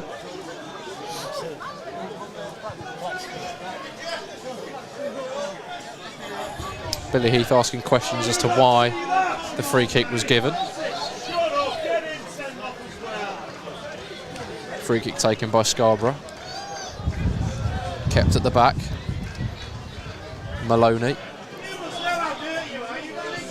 carries it forward. Colville goes inside to Barnes. Wilson back to Colville. Maloney felt he was fouled, but it's not been given by the referee. Waldock clips it in behind for George Cantrell. It's a great touch. George Cantrell, can he make it two? He chops inside onto his left foot, lays it back for Ryan Taylor, but it was a bit weak. It was a lot for him to do, but a quick break for Alfreton, almost resulting in a chance. Yeah, Purver did well. He was quicker than Cantrell. He did. He began to get his arm across. The turn was good from Cantrell, but Purver had done enough. And all he could do was knock the ball past a man coming to take the ball off him. And no one was there to help him out and finish off the job. Diggy beating Frank Mulhern to that header. Scarborough back in possession. Colville trying to make something happen. It's a nice ball in behind for Barnes, but George Willis quick off his line and gets down to make the save.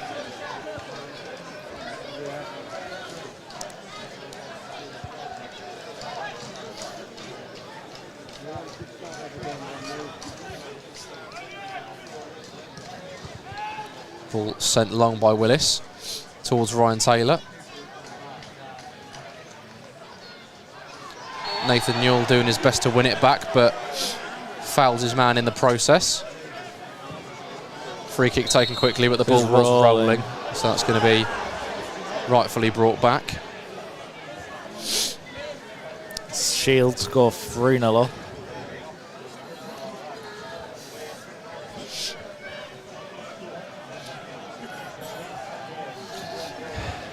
Boston make it 2-0. Yeah, I heard that. I was just checking it myself. I can't find it. Where are they? Yeah. Go on. You can do it. Them. The ball comes to Salmon, who releases Taylor down the right-hand side. 2-on-2 for Alfreton, but there's two Scarborough players coming in support. Taylor's had to slow it down, wait for support from Claxton, but he's asking a lot. It was a bit lazy, really. Have you done it? No. Do you want me to do it? I've found them. Oh, there we go. That's it. And Franklin Mulhern is released. Kennedy Diggy running after him. Great shoulder strength from Ken Diggy to... Good strength from Ken Diggy. Yeah. To knock Mulhern off the ball, but Scarborough do still have possession. Purver. Yeah, he kind of used his shoulder to knock him off the ball, and Mulhern landed on top of the ball, so... Scarborough given another free kick. Harry Green fouled this time.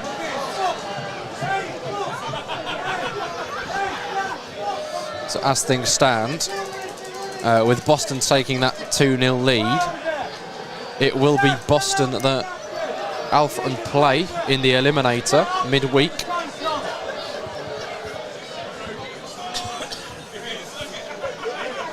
Finley Barnes standing over this free kick for Scarborough along with Maloney. Only because Curzon Ashton have yet to score against Bishop Stortford. Yeah, which is quite the surprise, to put it kindly. Lewis Maloney looks like he's going to strike this one over the wall. It's a big wall for Alfreton. Only man forward is Lewis Salmon, and he's only just ahead of the free kick taker.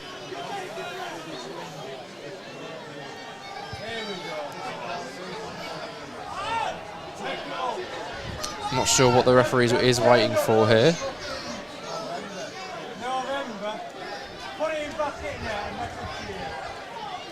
Burnley have got their 4th. Free kick taken. Oh, it's a good one, but it's a big save by George Willis. It's one of those, it's curled in sort of towards the top left corner despite it being taken from the right-hand side. But George Willis reacts well to deny him.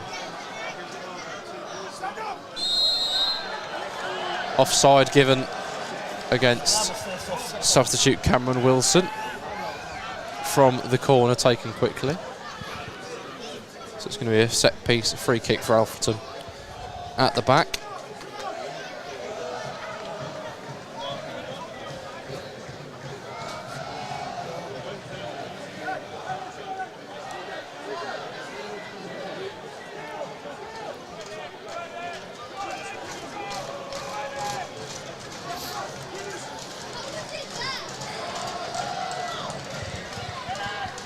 Sent forward by Willis towards Taylor. Headed away by Scarborough.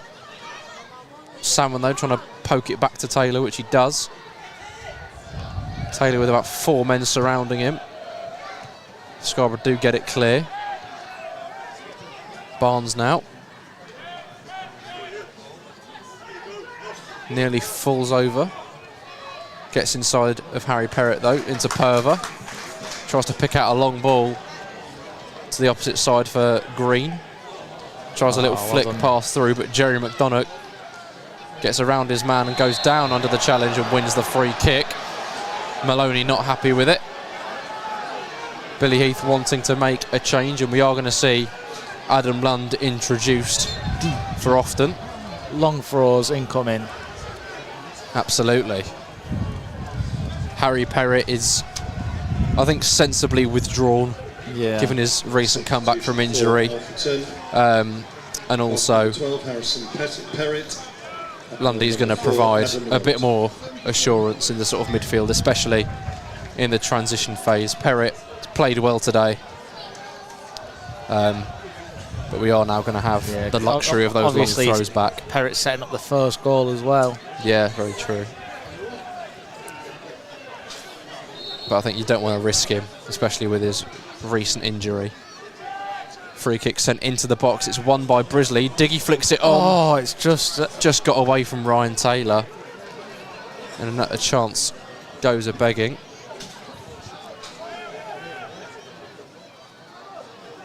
Ryan Whitley now.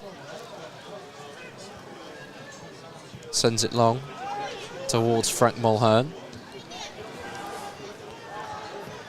Barnes tries to play it in behind for Waleji.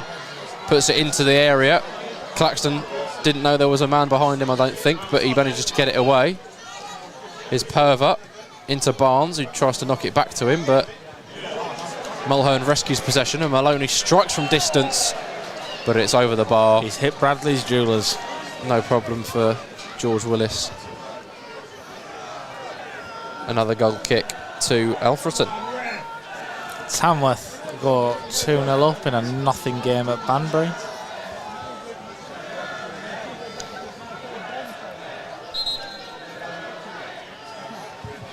Substitution for third and final change for Scarborough. Number 32, Oliver Dyson, is introduced in place of the number 4. Oh, number 32, Ollie Dyson. Lewis Maloney. who very recently just struck that free kick which tested George Willis the most he's been tested this afternoon. Off he comes for Oliver Dyson. George Willis sends the goal kick long, flicked by a Scarborough man, eventually away by Thornton. Taylor trying to get something underneath that towards Lewis Salmon, but Colville does well to knock it down the line. Wilson maintains possession well, goes inside to Barnes, drives forward now, is Green. Trying to wriggle his way into the area, but forces his way out to Perver. Barnes again. Knocks it back to Perver. Green. Tries to fire it in, but George Cantrell taking no risks with that one as he absolutely wallops it out for a corner. And Barnes set to take the corner on the far side. Yeah, no nonsense there from Cantrell. Some poor woman doing her aerobics and the other one active next door has been walloped by that ball. In comes the corner, flicked on by Green at the near post, over the bar. That's another ball on top of the stand. I can see 3 up there. We're going to see a second change for Alfreton. Billy Fuster set to be introduced in place of Jerry McDonough. I'm surprised because Salmon's carrying a yellow card. And on number 22, Billy Fuster. I do think, though, McDonough's been asked to be played in a bit of an unfamiliar role today. Comebacks off, Brackley 5-1. Oh. I think McDonough's done well, though. Sort of finding a lot more time on the left-hand side. But Billy Fuster will now be introduced and assume that role on the left. Adam Lund had a quick word with Billy Heath just now to get some tactical information, I imagine.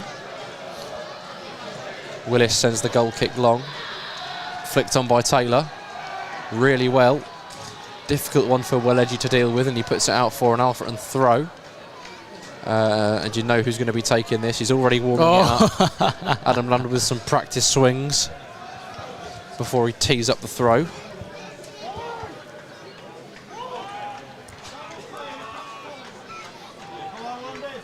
Go on, Adam.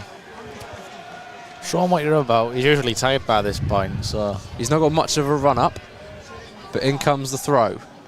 Spilt by the goalkeeper. Diggy got something on it. Cleared. Barnes. Intercepted by Waldock. Doesn't have many people with him to help him out, but he does manage to win a throw. I think Waldock wanted to go inside to Diggy, but he wasn't looking. He was trying to get back in defence, and which is understandable. But finally, Jordan.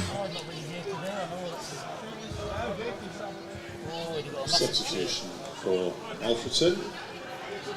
And we are going to see the final change of the game. Liam Waldock off. Jordan Thulis introduced in place of Liam Waldock. Number 7, Jordan Thulis. Trying to keep them sharp ahead of the playoffs, I imagine.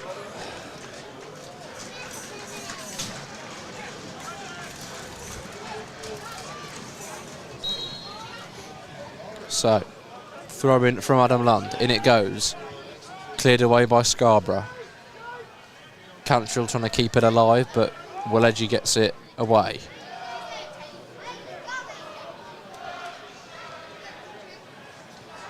Barnes bringing it inside now. Cuts past Billy Fuster twice. Now Thornton. Goes to Colville. Ball clipped in behind, looking for Green. Not quite had the joy that he had in the first half on the ball. Nathan Newell doing his best to not let him have a sniff. He gets around him, but doesn't quite manage to keep the ball, and Nathan Newell gets it clear. Yeah, I think Throwing for Scarborough. Green's a very technical player, you've seen, but every time he tries another audacious flick and it doesn't come off, he's gone to ground. Yeah, and I think the referee knows that that's what he's going to do if he doesn't get past the player, so he's wise to it. Doesn't give the free kick. Have we got South Shields at 3-0 up? We do. We do. Too quick for me.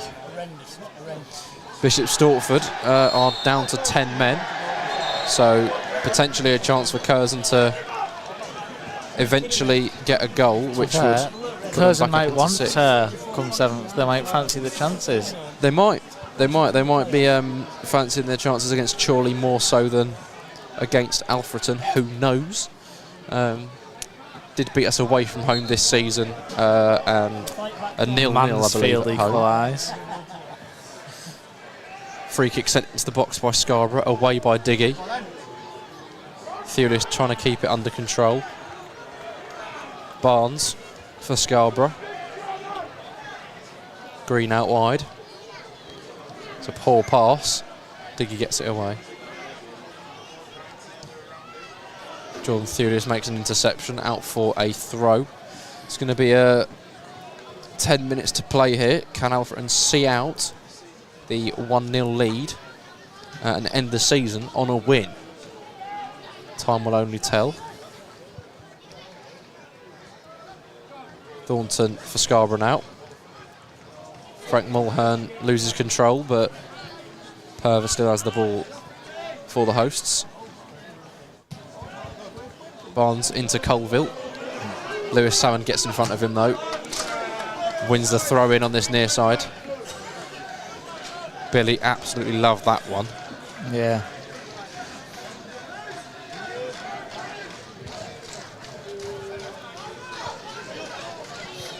Clacky's going to send this one down the line, it looks like, towards Taylor. Headed away by Thornton. Mulhern. Now Barnes. Forced back to his own goalkeeper, Ryan Whitley. Barnes again. Got space to run. Still has the ball, Barnes. Now Dyson.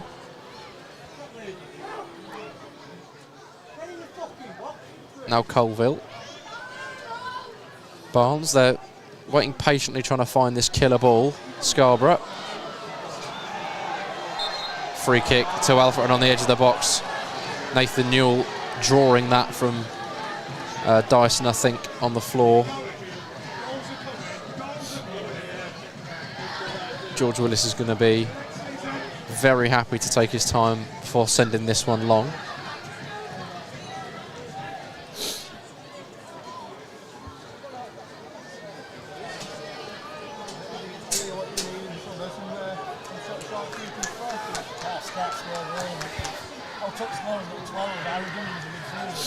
Jordan Thewlis tries to knock it down for Billy Fewster.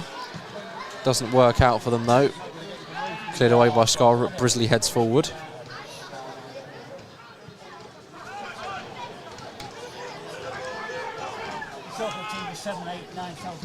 Thornton tries to clip this one in behind for Colville. It's a good ball.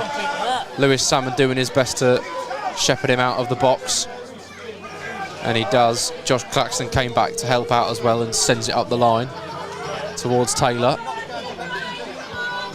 Wow. It's a great ball to Jordan Thewlis. Fantastic play from Ryan Taylor. Thewlis tries it from long range, but it's wide of the post. Lovely play from Taylor in the build-up. Thewlis saw the goalkeeper not quite on his line and thought, you know what, I'll go for it. But it doesn't quite catch it swiftly enough. Mansfield have turned it round in a matter of 5 minutes. Wilson for Scarborough on the left-hand side. Cuts inside and shoots, but it's wide of the post. Half a second I thought that was Nesselin. Yeah, thought he had caught out George Willis, but I was wrong. Fans refrain from coming on the pitch at the end of the game to help protect the playing surface. So please, the players will come round, but please do not come onto the playing surface. Thank you. Damn it.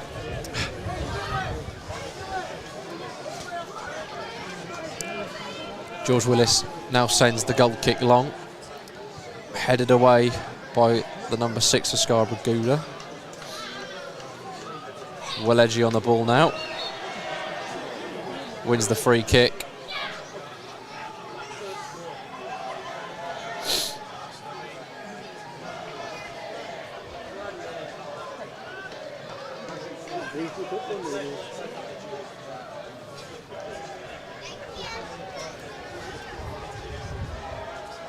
Barnes sends it long. Away by Diggy. Ryan Taylor tries to clip it in behind for Jordan Theodis, who looked onside. There he is. He's still going. He's straight. Gets the shot away. Into just the wide stand. of the left post. Is 1,835 with 176 visitors. Thank you very much for your support. Was that 136 from Alfreton? 76. 76. 176. 176. Brilliant support from Alfreton today. And it might just be enough to see them over the line. Perver clashes with Thewlis as Alfreton win the ball back. Taylor's not got many options and he is clipped by Perver. Oh, that's a Football League dive, that. Yeah. Perver booked for his challenge. Ryan Taylor using his experience, shall we say, to draw that foul. I've never seen such like a professional way of going down. He even did the whole kind of like scream, grab, looking in the air. Physios are on. Check the pace. Nah, he's not. They're not. He's not grafting. I think we can forgive him. He's not grafting. To protect the playing surface, so please do not come onto the pitch. The players will come round to express their thanks. I'm trying to get eye contact with Ali as he comes back off and just shake my head in disappointment. Yeah, he's looking up at us.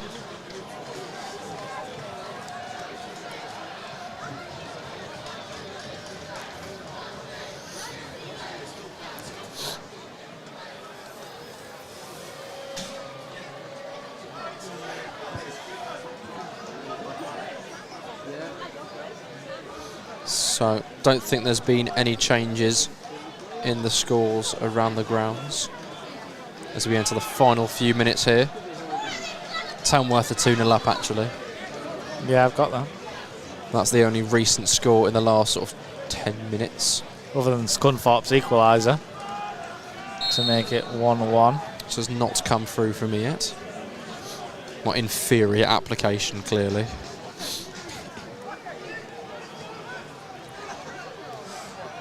Taylor is on the sideline. Think he'll be reintroduced. It's waved back on, but he is hobbling a bit.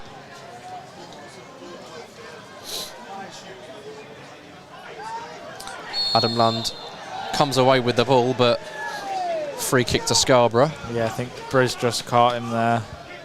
That's where the foul's come from.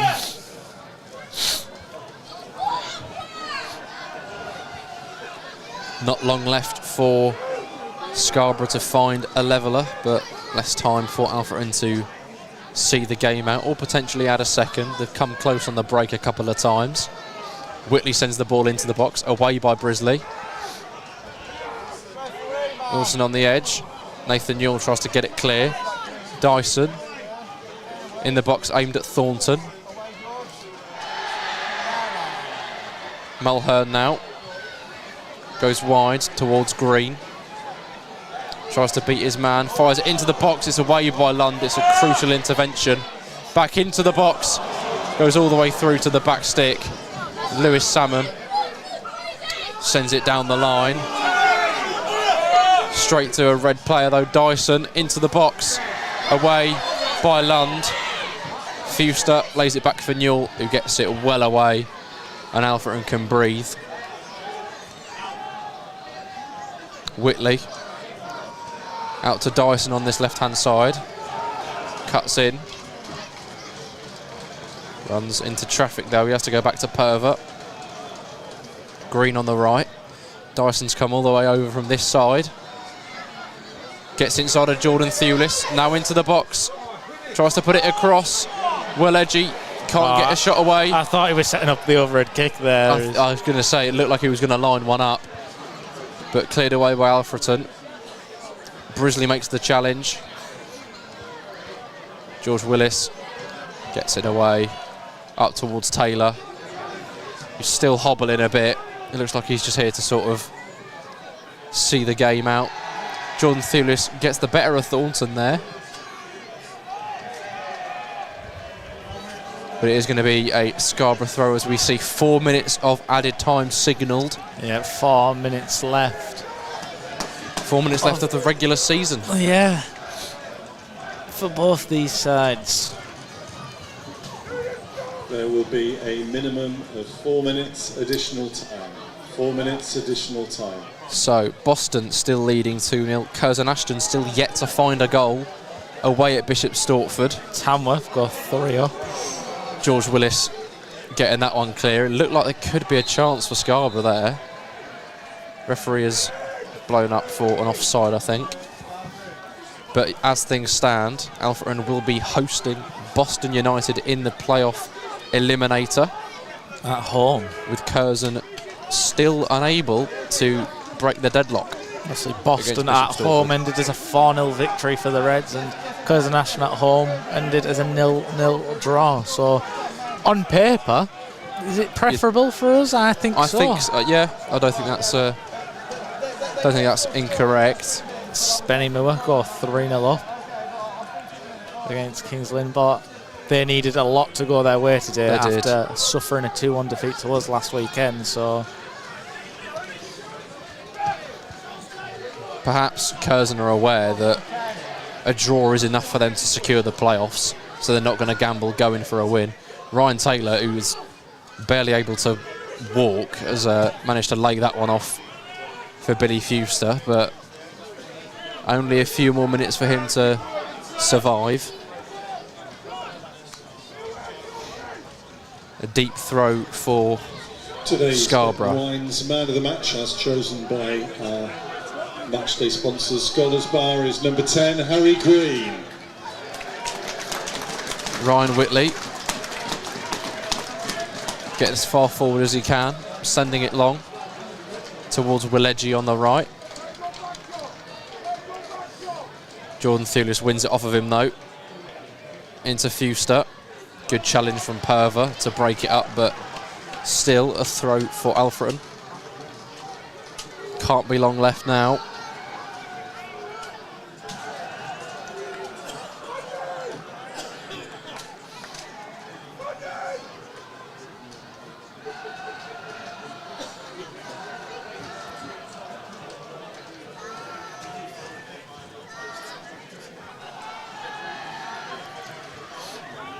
Yeah, really pushing it down. People beginning to make their way out of the ground. Thornton is playing up front now. Heads it on, but Diggy gets it away. Back forward by Perver. Cantrell gets his head to it. Green on the right. Tries to find Welledgy.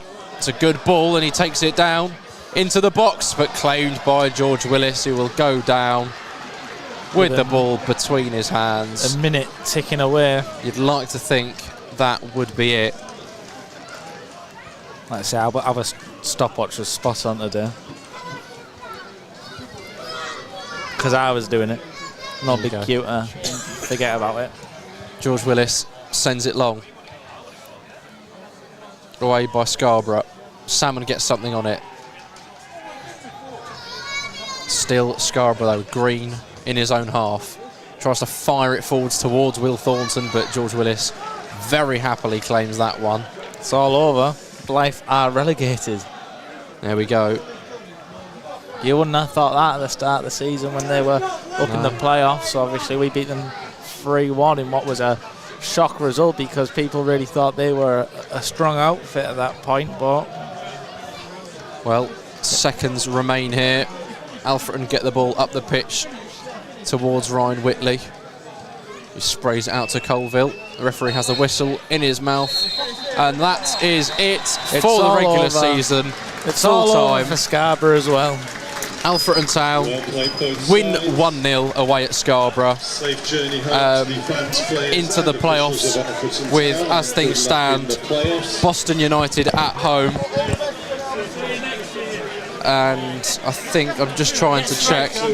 Yeah, Boston's still leading 2-0, so it'll be them in the playoffs at home, providing a late Curzon goal. I mean, a good performance today with some rotation from Billy Heath, seeing out the 3 points. A job well done.